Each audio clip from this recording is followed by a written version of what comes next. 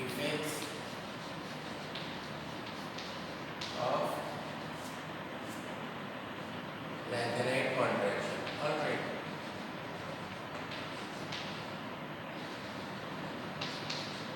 Effects of lanthanide contraction. Or we can say consequences of lanthanide contraction. So now we are going to discuss two effects. Alright. So two effects of, so first effect of that lanthanide contraction we are going to discuss is that basicity of these elements. Alright. So what will be the effect of that lanthanide contraction on the basicity of these elements? Alright. So basicity, we already know that why any substance is called as base if they release hydroxide ion, OH minus ion in aqueous solution, they are called as base. Alright. So the basic strength of any compound or any substance depends upon how fast that OH minus releases into solution. Alright. So the basicity depends totally on the amount of hydroxide ion which is released in that solution. So now we already seen that lanthanide ions, they are generally stable in +3 oxidation states. So Ln, we can write it as Ln 3 plus lanthanide, it is most common and stable oxidation state. So these lanthanides, they also form hydroxides. Alright. So they form hydroxides like this.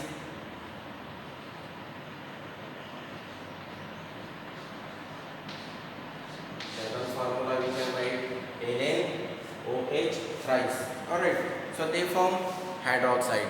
Now we are going to discuss, slowly we are going to discuss how that lanthanide contraction affects the basicity of these elements. Alright. So if you see carefully, the one rule we have to discuss here, and that rule is Fazan's rule. Is very famous rule. Alright, Fazan's rule. It decides the stability of ions. So what Fazan's rules say about these elements? So it say, or we generally say that what if we want to apply this Fazan's rule regarding basicity, then how to apply? So if in these compounds LnOH3, alright, and if it dissociate this compound into solution, or simply if LnOH thrice, this hydroxide dissolve in water, alright. So after dissolving into water, how fast these OH minus ions release, it decide the basicity of that compound. Alright, lanthanide hydroxide. So Fazan's rule say that if the size of cation is larger, then there are more chances that that compound breaks or dissociates more easily. Alright. So if it dissociates more easily, then Ln3 plus and OH minus, these two ions separates more quickly, more fast, and if it dissociates more fast, more quickly, then it will be more basic.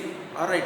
So Fazan's rule said the cation size is more than that hydroxide is more basic.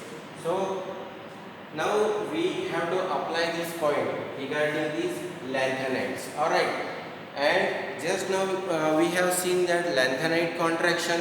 So what that lanthanide contraction say?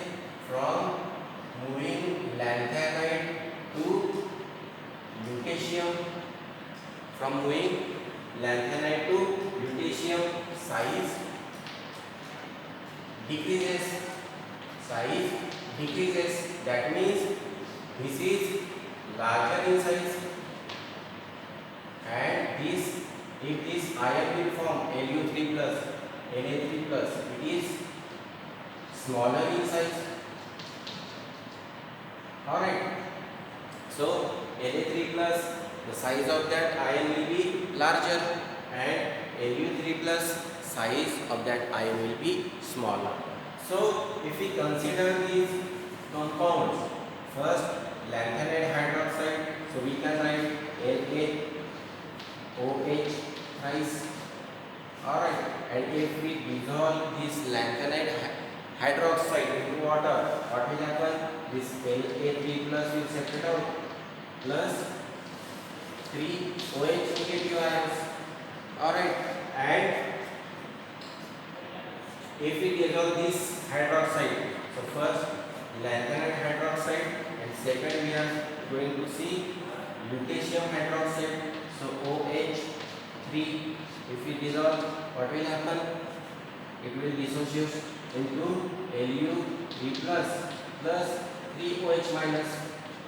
So now if we consider these two reactions, these two dissociation reactions, which, if you think carefully and if we apply Fazan's rule, what do you think, which ion or which, from which hydroxide OH minus dissociates very fast? So just now I have told that Fazan's rule we have to apply. So lanthanide in this hydroxide LaOH3, lanthanide size is larger than this lutetium. Alright, so you have to apply this lanthanide contraction. So size of La3 plus will be larger than size of Lu3 plus. So more the size of cation, that hydroxide dissociates very fast. So in this case, lanthanum hydroxide, this dissociation reaction, it will occur very fast in solution, and OH minus, it releases very fast. So after applying all these rules and concepts, we can say that while moving from lanthanide to lutetium, because from lanthanum to lutetium size decreases, alright, so it is bigger in size, then size decreases up to lutetium. So if size decreases, basicity also decreases. Alright, so basicity of these hydroxides of these lanthanides, it decreases. Basicity, we can say that basicity decreases. Basicity decreases from lanthanide to lutetium because size decreases. Alright, so this was the effect of lanthanide contraction on the basicity of these lanthanide hydroxides. So same thing we can apply for that oxides also, or any other bases. So we can say that from lanthanide, from lanthanum to lutetium, size decreases. Alright, size decreases. So because of this, basicity also, second effect of that lanthanide contraction. Alright, so first effect we have seen the basicity, how that basicity affects because of that lanthanide contraction. Now we are going to discuss the ionic radii of post lanthanides. So now there are three series. Alright, first transition series, second transition series, and third transition series I have written on this board. Alright, and different elements which are present in these groups, third group, fourth, fifth, and sixth. Alright, so now we are going to discuss the ionic radii of post lanthanide elements, how that lanthanide contraction affects the ionic radii of post lanthanide elements. So which are post lanthanide elements? If you think post means later, so alright, so these are lanthanides from lanthanum to lutetium, and after these lanthanides, these elements like hafnium, tantalum, tungsten, and so on, these elements they are called as post lanthanide elements. Alright, so now we are going to discuss the how that lanthanide contraction affects on these ionic radii of these post lanthanide elements. Alright, so if you carefully see this table, then you can observe that from first transition series to second transition series to third transition series, it means we are moving from top to bottom. Alright, so if you move from top to bottom in periodic table, size increases, whether it is atomic radii or ionic radii, size will increase. Alright, so and in brackets, if you see here in brackets, we have written ionic radii of these elements, like for scandium ionic radii is 144 picometer. Alright, and for vanadium 122. Alright, so in brackets we have written ionic radii, these ionic radii of these elements. So while moving from top to bottom, we have to apply that concept. Size will increase, it means radius will increase. So let's check it is true or not. So if we move from scandium to yttrium to lanthanum 144, then 166, 62, alright, then 169, this lanthanum. So you can clearly see that size of these ions it increases, or we can say ionic radii of these elements from top to bottom it increases. Alright, so but if we move towards post lanthanide elements, the picture will be different due to lanthanide contraction. Then what will happen if picture is different? So you can say now if you see here carefully, in fourth group from titanium to hafnium, so ionic radii of titanium is 132 up to zirconium. If we move down 145, definitely size increases tremendously. But now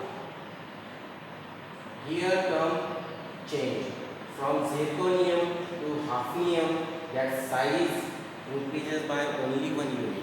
So 145, and it is the ionic radii of zirconium, and 144 it is the ionic radii of hafnium. So that ionic radii increases by only 1 unit. Alright, so it is, if that size increases by only 1 unit, it is nothing but it is constant. Alright, so again if you see carefully, group number 5, vanadium to tantalum, ionic radii of vanadium 122, then niobium 134 picometer. Alright, and if you move from second transition series to third transition series, the size is almost constant. 134 of niobium, 134 of tantalum. So here you can see that the size of these two elements, or we can say ionic radii of these two elements, it is constant. Again, same is case with molybdenum and tungsten also. It is 129, it is 130. So almost 1 unit, and it is nothing but constant. So we can say that, so because of that lanthanide contraction it happens. Why it is happen? Because if you see carefully, from lanthanide to lutetium, if we move, here are 14 elements in lanthanide series, 14 elements, and in that lanthanide, if you see carefully, from lanthanide to lutetium, alright, so 14 elements are there. Alright, so these 14 elements are there, and in this series, what happened about their size? It decreases. Contraction already we have discussed. So contraction in size from lanthanum to lutetium.